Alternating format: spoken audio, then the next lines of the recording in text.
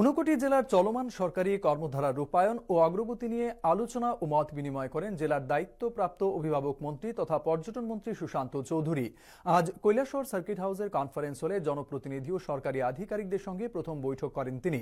বৈঠকে অন্যদের মধ্যে ছিলেন জেলা সভাধিপতি অমলেন্দু দাস, এডিসি সদস্য রতীশ ত্রিপুরা ও মঞ্জু রানী সরকার, পরিবহন কমিশনার সুব্রত চৌধুরী, জেলা শাসক মেঘা জৈন, পুলিশ সুপার ঋষভ প্রমুখ। বৈঠকে ভারত সরকারের জল জীবন মিশন, স্বচ্ছ ভারত মিশন, আয়ুষ্মান ভারত, পিএম জনমন, সমগ্র শিক্ষা অভিযান, প্রধানমন্ত্রী আবাস যোজনা সহ বিভিন্ন দপ্তরের কাজের অগ্রগতি বিষয়ে তথ্য ও পরিসংখ্যান তুলে ধরা হয়।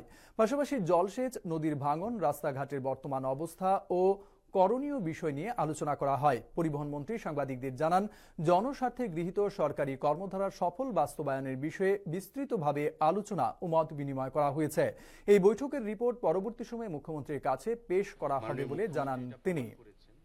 যে ডিসেন্ট্রালাইজেশন অফ পাওয়ার করে আগামী দিনে জেলাভিত্তিক উন্নয়ন উনি করতে চান।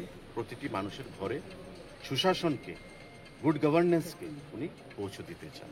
আমাদের বিভিন্ন দপ্তর ভিত্তিক আলোচনা হয়েছে এবং যা ইন্টেনশন, যেটা যে সরকারের সাথে জনপ্রতিনিধিদের, সরকারের সাথে পার্টির যাতে কোনো গ্যাপিং না থাকে।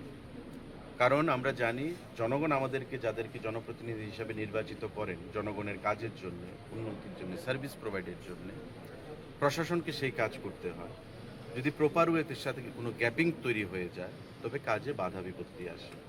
তো আমার কাজ হচ্ছে এটা সঠিকভাবে তদারকি করে বিভিন্ন দপ্তরের কি উন্নয়নমূলক কর্মসূচি এখানে পরিচালিত হচ্ছে সে বিষয়ে নোট নিয়ে মাননীয় মুখ্যমন্ত্রীকে অবগত করা, এবং মাননীয় মুখ্যমন্ত্রী পরবর্তী সময় সে সিদ্ধান্ত গ্রহণ করবেন এই জেলার উন্নতিকল্পে আরও কী কী প্রয়োজনীয় পদক্ষেপ গ্রহণ করা যায়।